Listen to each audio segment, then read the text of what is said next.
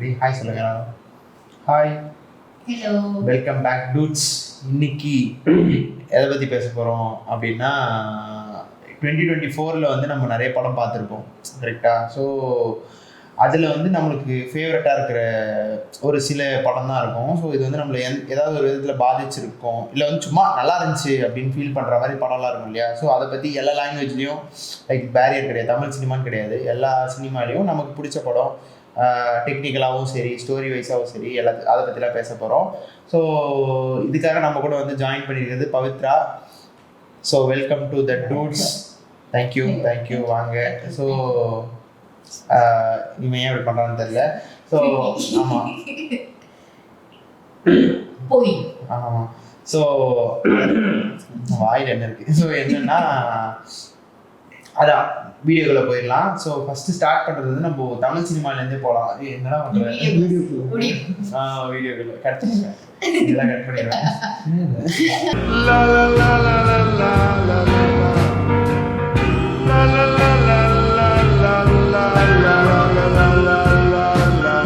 அதில் வந்து இப்போ பவித்ரா தான் ஃபஸ்ட்டு பேசுவாங்க.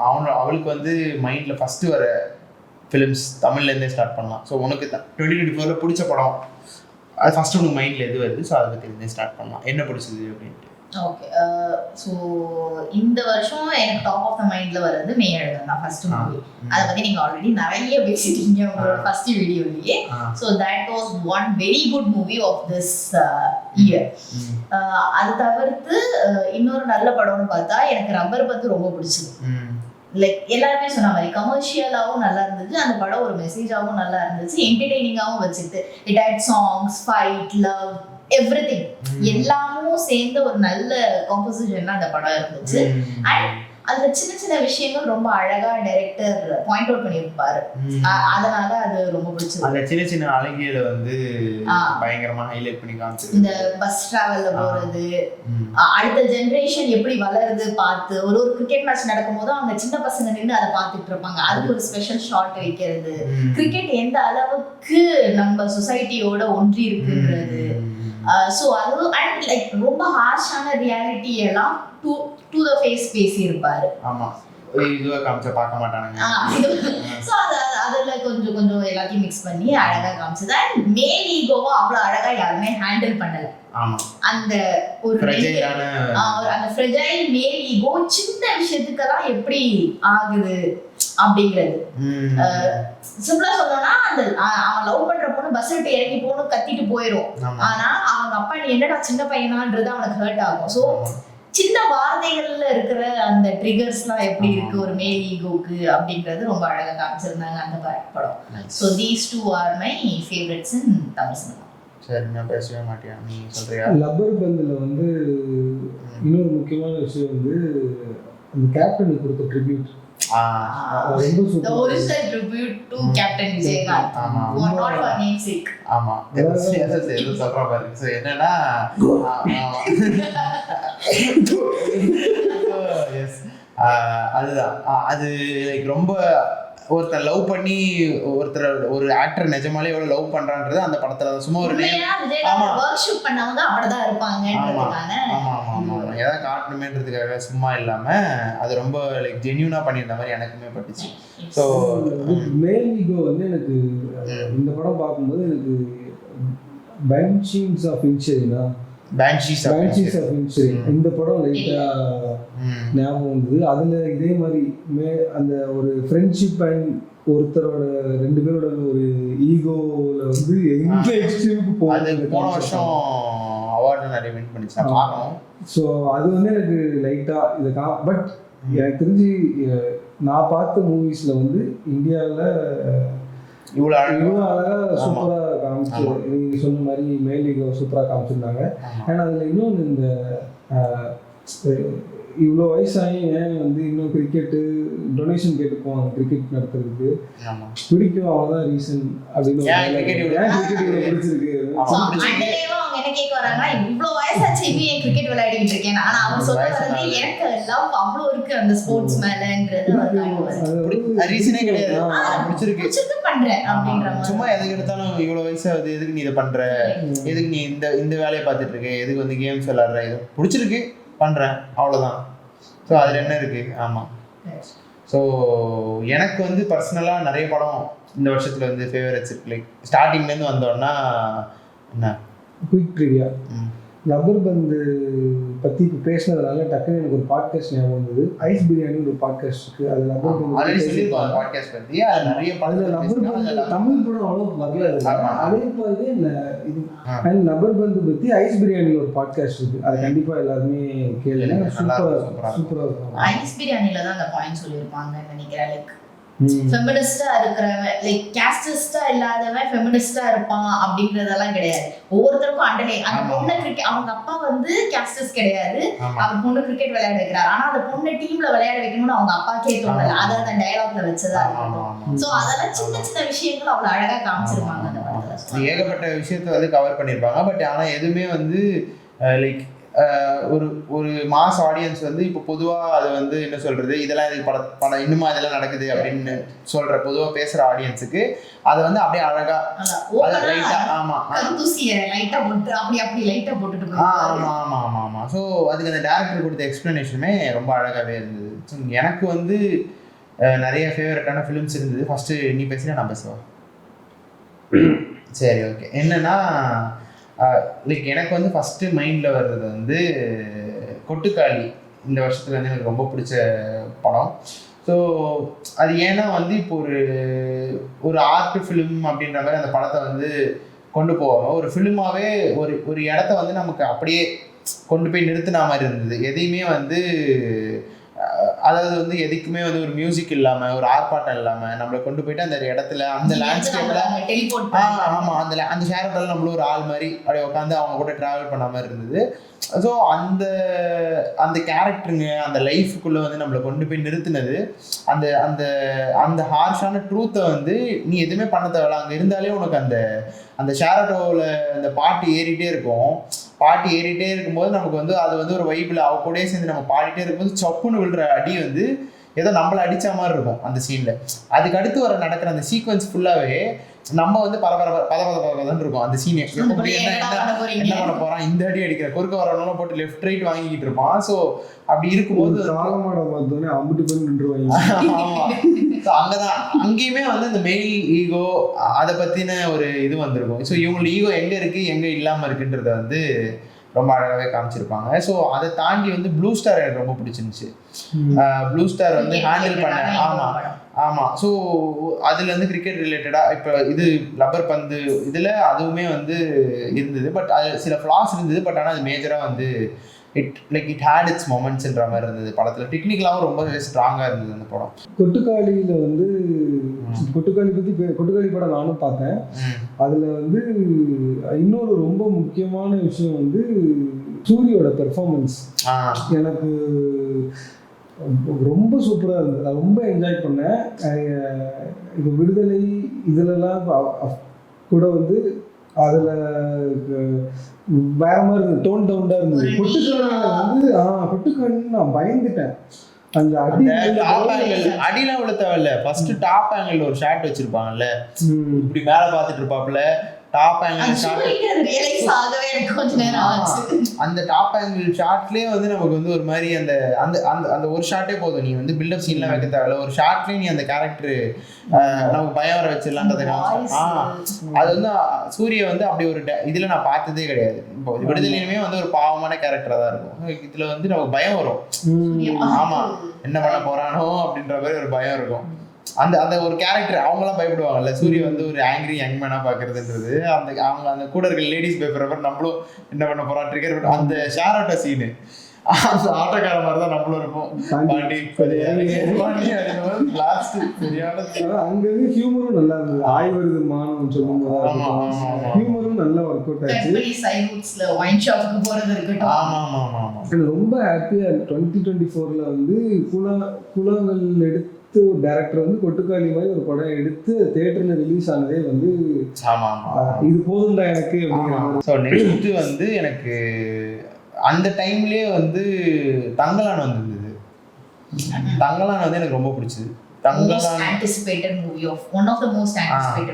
தங்கலான் வந்து என்ன சொல்றது, அது ஒரு ஸ்டோரி பாயிண்ட் ஆஃப் வியூலேருந்தும் சரி, ஒரு ரைட்டிங் பாயிண்ட் ஆஃப் வியூலேருந்தும் சரி, அதுக்கப்புறம் வந்து டைரக்ஷன் பாயிண்ட் ஆஃப் வியூலேருந்தும் சரி, மியூசிக் பாயிண்ட் ஆஃப் வியூவில் மேக்கிங்கு, ஆர்ட்டு, ஆக்டிங்கு, இது எல்லாமே அந்த படத்தில் எனக்கு ரொம்ப பிடிச்சிது. அதுவும் இல்லாமல் அந்த கிளைமேக்ஸ் போர்ஷனில் வர அந்த மித்தாலஜி இருக்கும் இல்லையா, அதாவது அங்கே இருக்கிற அந்த மக்களோட வாழ்க்கையையும், அதாவது நீ ஒரு பர்சனோட லைஃப்பை எடுக்கிறேன்னு வச்சுக்கோங்க. இப்போ என் லைஃப்பில் வந்து இப்போ நான் சாமி கும்பிட்றேன், என்னோட நம்பிக்கைகள் இதெல்லாம் இருக்கும் இல்லையா, அப்போ நீ அந்த டைமில் எடுக்கும்போது அவங்களோட கஷ்டத்தை வந்து அவங்களோட நம்பிக்கைகள் இல்லாமல் எடுக்க முடியாது. கரெக்டாக அவங்களுக்குன்னு ஒரு நம்பிக்கை இருக்கும், அவங்க ஊரை சுற்றி ஒரு கதை இருக்கும், அவங்க நம்புற ஒரு மித்தாலஜி இருக்கும். ஸோ அதை சுற்றி தான் அவங்க லைஃப் இருக்கும். அதை நம்ம பயப்படுவான், அதை கும்பிடுவான், எல்லாம் பண்ணுவான். ஸோ அப்படி இருக்கும்போது அதை வந்து ஒரு கரெக்டான ஒரு காம்பினேஷனில் கொடுத்த படமாக நான் வந்து தங்கலான பார்க்குறேன். ஸோ அதுக்குள்ளே வந்து இருக்கிற அரசியல், வாழ்க்கை, மித்தாலஜி இது எல்லாத்தையும் வந்து கலந்து இந்த கிளைமேக்ஸில் வந்து ஒரு ஒரு ஒரு ட்விஸ்ட் மாதிரி இருக்கும். ஸோ அந்த படத்திலோட அந்த கதை வந்து அதை நோக்கி போய் அங்கே வந்து அந்த ட்விஸ்ட் வந்து ரிவீல் ஆகும். அந்த இடத்துல வந்து டெக்னிக்கலாக பயங்கர ஸ்ட்ராங்காக இருந்தது. நான் வந்து ஒரு ஆர்காசமில் இருந்தேன். ஸ்க்ரீனை பார்த்து அப்படியே வந்து அப்படியே சீன் அடுத்தடுத்து வருது, லைட்டிங்லேயும் சரி, மியூசிக்லேயும் சரி, அதை எலிவேட் ஆகி ஒரு இடத்துல போய் கொண்டு போய் முடிச்சிருந்தாங்க. ஸோ விக்ரமோட பர்ஃபார்மன்ஸ்லாம் அப்படியே வந்து சிலுத்து போய் சில்லறையெல்லாம் விட்டு இருந்தேன். அதுல தங்கலானா தான் தெரியும். விக்ரமும் அந்த விக்ரம் மாதிரி இருக்காது, தங்கலான் பயங்கரமா இருக்கும். இன்னொன்று அந்த ஒரு சீன்ல வந்து ஜாங்கோவோட அது அவரே ஓப்பனா இந்த குதிரையில சரியான சீன். அது வந்து அந்த குதிரையில வந்து லைக் ப்ராப்பரா ஒரு பிரிட்டிஷோட காஸ்டியூம் போட்டு சரியான சீன். அது வந்து அது மாதிரி தங்கலான் படத்துல வந்து எனக்கு எல்லா சாங்ஸுமே ரொம்ப பிடிச்சிருந்தது. வீடியோ சாங்ஸ் வந்து சாங்குக்கு அது ஜஸ்டிஸ் கொடுத்துருப்பாரு ரஞ்சித் அண்ட் சினிமாட்டோகிராஃபர். அதை ஒர்க் பண்ண எல்லாருமே. அந்த அறுவடை சாங் ஃபர்ஸ்ட் வந்தது, அப்புறம் வந்து மினிக்கி மினிக்கி பாட்டு, அந்த அந்த ஃபர்ஸ்ட் டைமா அவங்க ஜாக்கெட் போடுற சீன் வந்து எனக்கு அப்படியே புல் அரிச்சிருச்சு. நிஜமாலே எனக்கு புல் அரிச்சிருச்சு அந்த சீன் வரும்போது. அவங்க ஜாக்கெட் இவன் வந்து போய் துணி வாங்கிட்டு வந்து எல்லாருக்கும் வாங்கிட்டு வந்திருக்கேன் அப்படின்னு சொல்லிட்டு அந்த சட்டை கொடுப்பா. ஃபர்ஸ்ட் டைமா அவங்க ஜாக்கெட் போடுற சீன்ல அந்த பாட்டு வரும். ஸோ அந்த ஜாக்கெட் போடுற சீன் வந்து மட்டும் இருந்தது. அவங்களுக்கு அது அக்சஸபிளா ஆகுறப்ப அங்க இருக்கிற மொமெண்டோட ஃபீலிங், அந்த மொமெண்ட ரொம்ப அழகா அந்த பாட்டு கன்வே பண்ணியிருந்துச்சு. ஆமா. ஸோ அண்ட் எனக்கு அந்த நான் வந்து கொஞ்சம் சப்பர்பன்ல வளர்ந்த பையங்கிறதுனால அந்த மித்தாலஜி ஸ்டோரி அதோட இம்பேக்ட் வந்து டே டு டே லைஃப்ல இருக்கிறது வந்து அதை நானே எக்ஸ்பீரியன்ஸ் பண்ணியிருக்கேன். ஒவ்வொரு மித்தாலஜியும் ஒவ்வொரு ஊரில் ஒவ்வொரு சின்ன சின்ன கதை இருக்கும். ஒவ்வொரு ஃபேமிலிக்கு ஒரு கதை இருக்கும். அவங்க ஒரு செட் ஆஃப் இதை ஃபாலோ பண்ணிருப்பாங்க. அதில் வந்து அதோட நெகட்டிவ் வந்து சூப்பர்ஃபிஷியஸ் மூட நம்பிக்கைன்னு சொல்லி அது ஒரு எக்ஸ்ட்ரீம் இருந்தாலும், இப்போ நான் இருந்த இடத்துல, நான் வளர்ந்த இடத்துல வந்து அது நிறைய இடத்துல வந்து அது ஒரு ஹோப்பாகவும் ஒரு விதமான ஃபெய்த்தாகவும் தான் எனக்கு அமைஞ்சிருக்கு.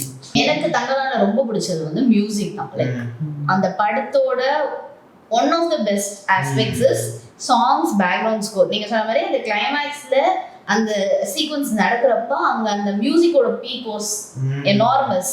அதுவும் ஸ்பாயிலர் தான், படம் பார்த்துருப்பீங்க எல்லாரும் நினைக்கிறேன். அந்த தங்கம்னு நினைச்சு விக்ரம் வெளியே கொண்டு வரப்போ அங்க ஒரு பீக் வரும். அது வந்து தியேட்டர்ல கேட்கிறப்போ அப்படி இருந்துச்சு எனக்கு. ஆமா, அது இல்லாம இது ஒரு ஒரு என்ன சொல்றது, இப்படி ஒரு காம்பினேஷன் வந்து யாருமே ஒரு சோஷியலாகவும் இந்த படம் வந்து ஸ்ட்ராங்காக இருக்கும், சோஷியல் மெசேஜோடய இந்த படம் வந்து ஸ்ட்ராங்காக இருக்கும், மித்தாலஜிக்கலாகவும் ஸ்ட்ராங்காக இருக்கும். அது இல்லாமல் ஒரு லைக் ஒரு ப்ராப்பராக ஒரு ஃபிலிமாகவும் வந்து ரொம்ப டெக்னிக்கலி பயங்கர ஸ்ட்ராங்கான படம் வந்து நம்ம பார்த்து ரொம்ப நாள் ஆச்சு. ஸோ பார்த்துட்டு அப்புறம் என்ன விரும்புகிறேன். நெக்ஸ்ட் படம் உனக்கு வேற என்ன? உனக்கு எதாவது படம் ஃபேவரட்? எனக்கு வந்து மெரி கிறிஸ்மஸ் வந்து ஹிந்தியோட டைரக்டர் தான் நினைக்கிறேன். ஸ்ரீராம் சரியான படம்.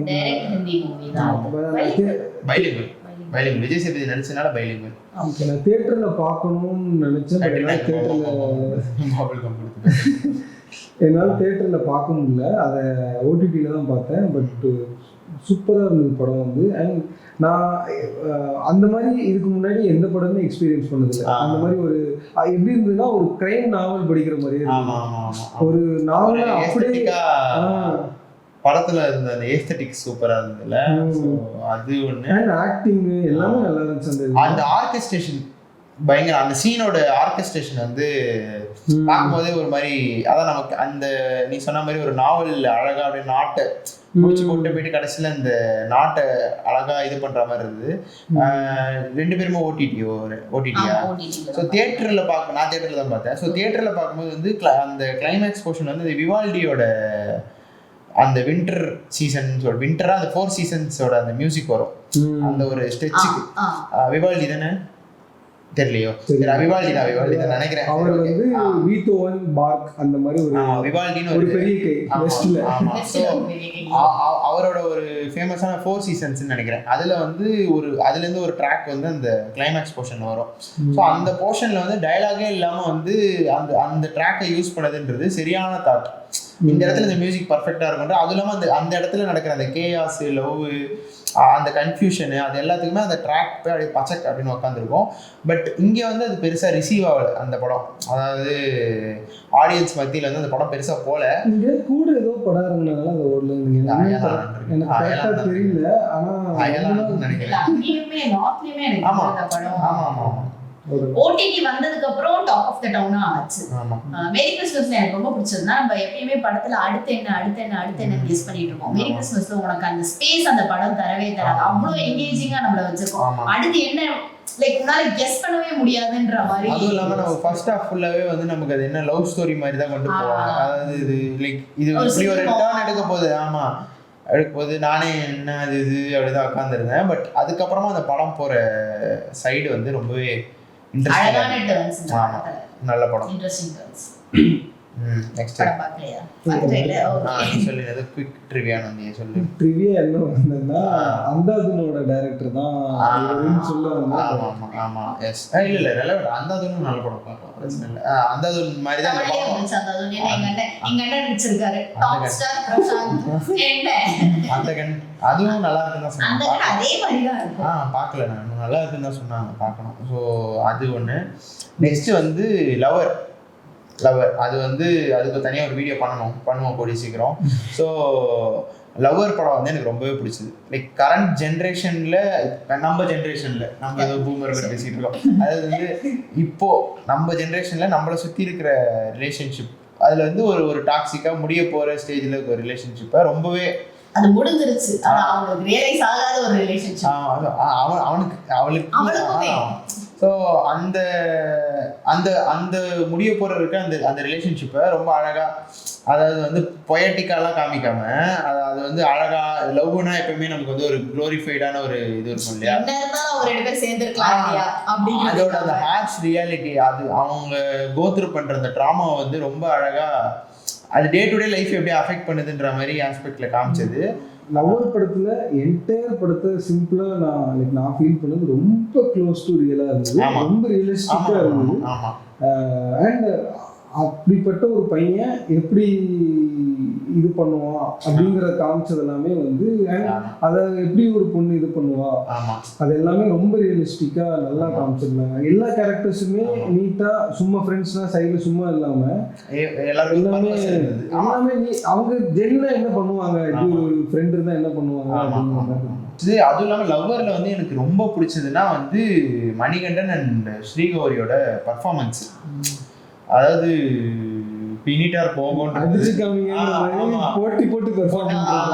இவன் ஒரு சைடு, மணிகண்டன் ஒரு சைடுல, அவர் வந்து ஒரு சைடுல ஒரு எக்ஸ்ட்ரீம். இங்க சரி ஓகே, மணிகண்டன் நமக்கு முன்னாடியே வந்து கொஞ்சம் தெரியும் தலைவன் நடிப்பான் அப்படின்னு சொல்லிட்டு. பட் இந்த சைடு ஸ்ரீகௌரியோட ஒரு சீன் ஒன்று இருக்கும். அங்கெல்லாம் வந்து தியேட்டர்ல நான் வந்து மிரண்டேன்.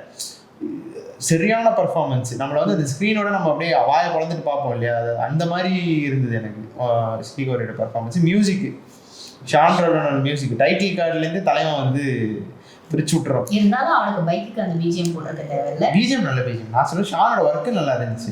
பட் ஸ்டில் பிஜிஎம் நல்ல பிஜிஎம் தானே, அது வச்ச இடம் தனியாக ஹெட்ஃபோனில் கேட்டு. ஸோ நெக்ஸ்ட்டு சொல்லுங்க, உனக்கு என்னதான் ஃபேவரட்? 2024ல வந்து ஆக்சுவலி நிறைய படம் இருக்கு. லைக் என்ன சொல்றது, ரிசீவ் ஆகாத படமே நான் வந்து ஒரு லிஸ்ட் ஒன்று வச்சிருக்கேன்.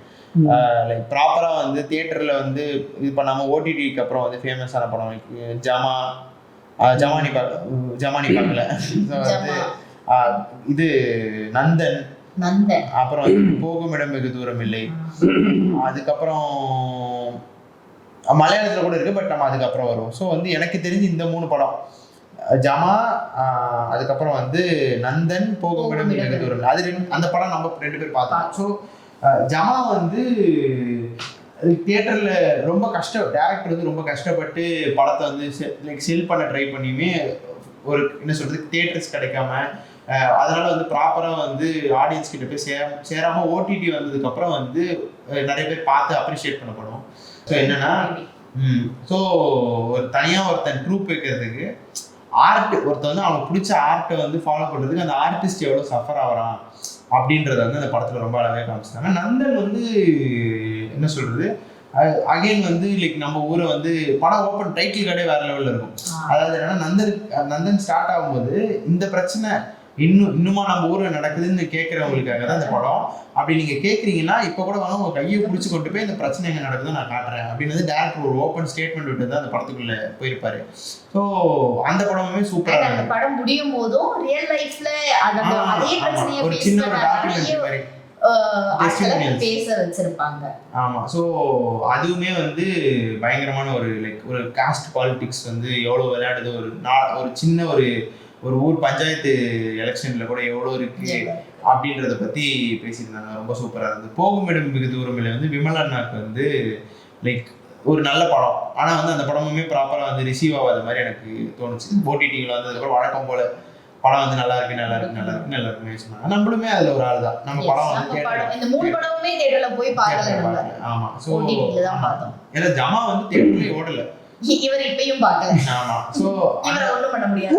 ஆமா, போகும் இடம் வெகு தூரமில்லை வந்து நிறைய ஃபிளாஸ் இருக்கு, பட் இருந்தாலுமே அந்த படத்துக்கு வந்து லைக் அவங்களுக்கு கொடுத்துருக்க அந்த அதாவது என்னன்னா விமலனா கொடுத்த ரோலுக்கும் சரி, டேரக்டர் அவரோட அந்த சப்ஜெக்ட் வந்து அவர் ஜஸ்டிஸ் பண்ணியிருக்காருன்னு கருணாசும் ரொம்ப அழகா பண்ணியிருந்தாரு. ஆமா, ஒரு நல்ல படம். என்ன சொல்றது, லைஃப் எதுக்குன்னு ஒரு கேரக்டர் வந்து அந்த கேரக்டர் இன்னொருத்தருக்கு லைஃப் கொடுத்துட்டு போற மாதிரி அந்த படத்தை ஸ்பாயில் பண்ணிட்டேன். எனக்கு வந்து போகும் இடம் வெகு தூரம் it was a good watch. So அதை தாண்டி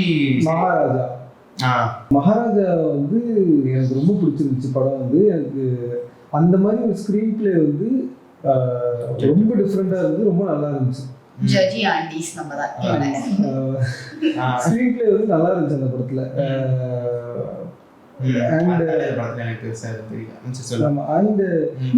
அது போதும் நினைக்கிறேன். ஸ்கிரீன் பிளே வச்சு ஓடின படங்கள் நிறைய இருக்கு ஸ்கிரீன் பிளே வச்சு. அண்ட் இப்போ இந்த மாதிரி ஸ்கிரீன் பிளே வச்சு நல்ல டெலிவரி பண்ணிருப்பாங்க. விஜய் சேதுபதி வச்சு எல்லாமே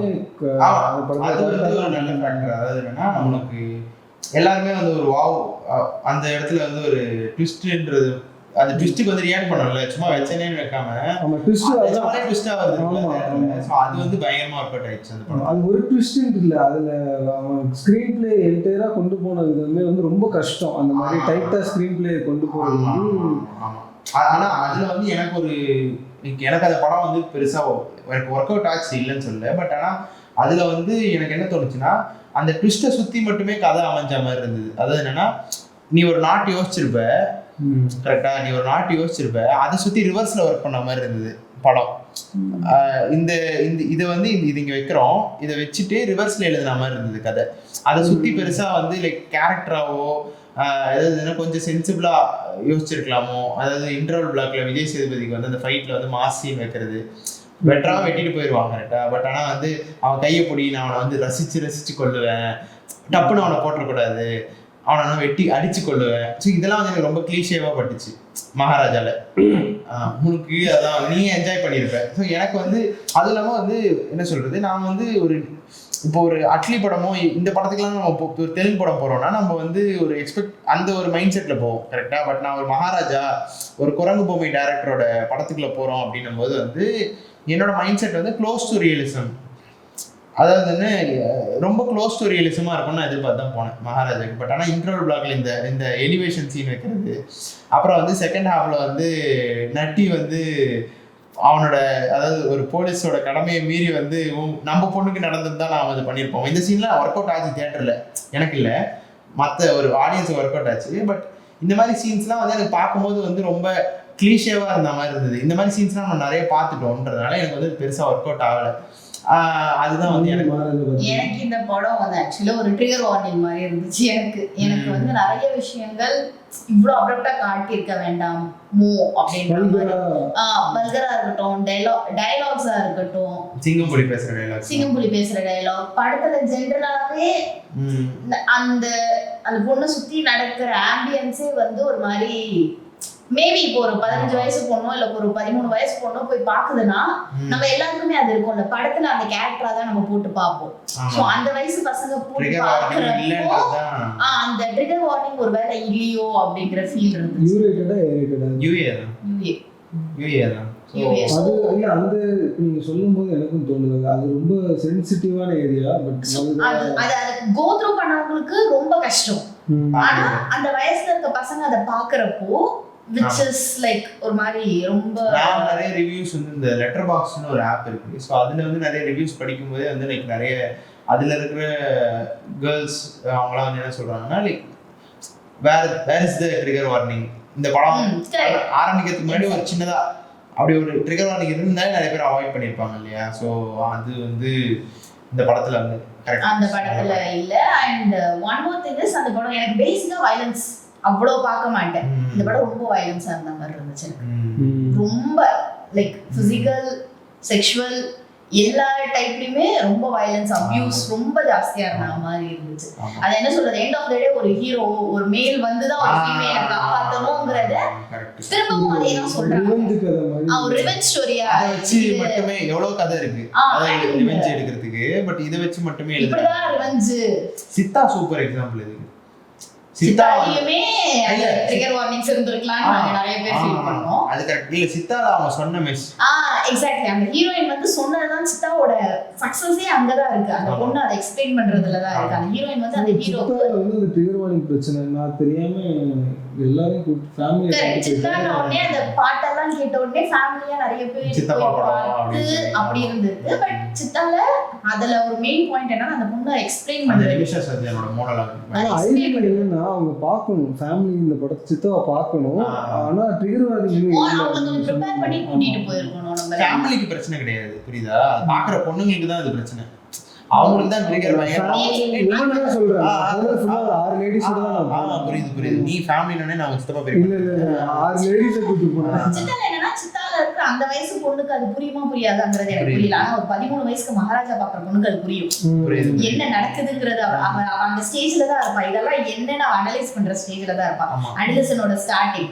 சோ அப்ப அவளுக்கு கொண்டு போய் இவ்வளவு பெரிய ஹெவி கான்டென்ட் வந்து அவள டைரக்ட் ஸ்ட்ரைக்கா இருக்கும். அதுவும் இல்லாம கான்ஃப்ளிக்ட் வந்து ரைஸ் ஆகிறது ஒரு பொண்ணோட ரேப்பு அது சம்பந்தப்பட்ட ரிவெஞ்சுன்றது லைக் யூஸ்வலா நம்ம அது ஒரு ஒரு திருப்பி ஒரு ஆம்பளை தான் வந்து ஆமா அது வயலன்ஸால தான் இது பண்ண முடியும். ரிவெஞ்ச் அதாவது உன் பொண்ணுக்கு நடந்தா உனக்கு எப்படி இருக்கும் அப்படின்ற அந்த கொஸ்டின் வைக்கிறதா இருக்கட்டும் கிளைமேக்ஸ்ல அந்த ஃபீல் வந்து அதாவது அந்த வில்லன் மூலியமா என்ன சொல்ல வராங்க அந்த மூடி மறைக்கிறதே எனக்கு அதுல கொஸ்டினபிளா இருந்துச்சு. சித்தாலையாச்சும் கேஸ் ஃபைல் பண்ணுவாங்க அதெல்லாம் நடக்கும். இங்க அந்த மாதிரி எதுவுமே நடக்காது. அவளை பழி வாங்கணும் அதை மூடி மறைக்கிறது அந்த பொண்ணுக்கு இப்படி நடந்ததுன்னு வெளியே சொல்லாம இருக்கிறது. சோ இது எல்லாமே வந்து திருப்பி அது அங்கேயே ஏற்கனவே அதை வெளியே சொல்லக்கூடாது இப்படி நடந்துச்சா அவனுக்கு நீ வெளியே சொல்லாது அப்படின்ற ஒரு சொசைட்டில இருக்கவங்களுக்கு ஓகே இப்படி நடந்துச்சுன்னா நம்ம வீட்டு பொண்ணு நம்ம போய் அவனை கொலை பண்ணணும். இந்த லீகல் ஆஸ்பெக்ட்ஸ் எல்லாம் வந்து மகாராஜால மிஸ் ஆச்சு. அதுதான் அந்த நட்டி சீன் வந்துச்சு எனக்கு அங்க ஒர்க் அவுட் ஆகல. நீ சொன்ன மாதிரி அந்த லீகல் பாயிண்ட்ன்றது உனக்கு ரொம்ப சூப்பரான பாயிண்ட். லீகலா எனக்கு அது கிளீஷே ஆயிடுச்சு. அவன் போய் இதுக்கானு சொல்லி தான் கம்ப்ளைண்ட் பண்ணி யாரு அவன் தேடுறான். என் பொண்ணுக்கு இப்படி ஒண்ணு நடந்துருச்சு என் பொண்ணுக்கு இது ஆயிடுச்சுன்னு அவன் சொல்லி தேடலாம். அதுல தப்பு இல்லை. ஏன்னா அது கிரைம் அது நடந்திருக்கு.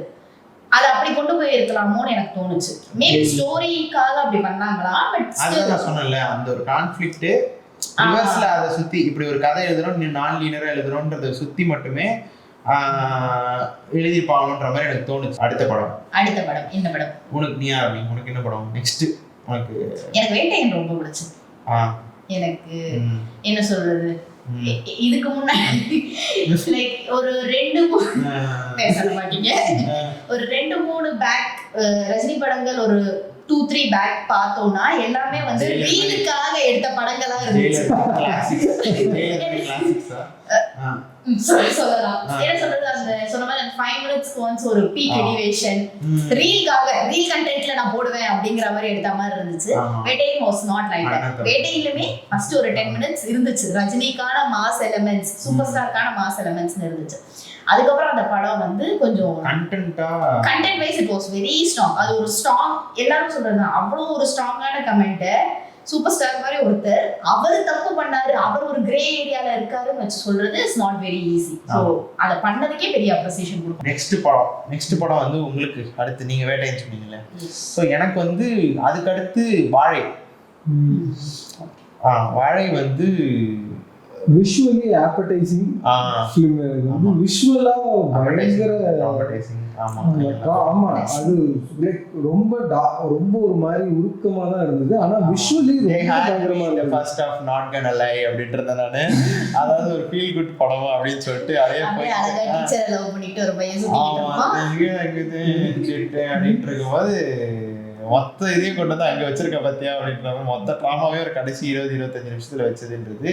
வாலி வந்து எனக்கு அது எமோஷன் அவ்வளோதான். அது எனக்கு பேச வரல. அதை பற்றி அது ஒரு மாதிரி விஷுவலி அதில் எனக்கு ரொம்ப விஷுவலி ரொம்ப பயங்கரமாக இருந்தது. ஓவராலுமே மியூசிக் எல்லாமே நல்லா இருந்துச்சு. ஸோ எனக்கு என்னன்னா இந்த படத்துல ஐ ஹாவ் அ ஃப்ரெண்ட், அவங்க வந்து எதுக்குமே அவங்களே சொல்லியிருப்பாங்க இந்த மாதிரி I am not grateful to what I have அப்படிங்கிற ஒரு தாட் அவங்களுக்கு எப்பயுமே இருக்கும். அவங்களுக்கு இருக்கிற லைக் ஸ்டேட்டஸா இருக்கட்டும் அதெல்லாம்.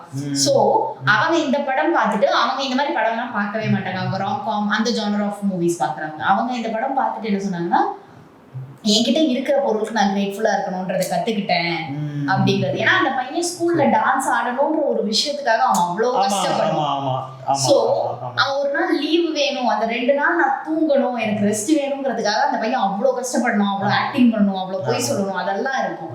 ஸோ ஒவ்வொருத்தருக்கும் life is not easy, everybody's life is not easy. So dance மட்டும் ஆடணும்னா லாரியோட போயிருப்போம்.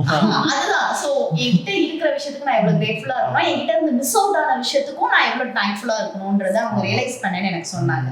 ஸோ இந்த மாதிரி ஒரு பெர்ஸ்பெக்டிவ் மத்தவங்களுக்கு ஓபன் பண்ணி விட்டுருக்கு இந்த படம்.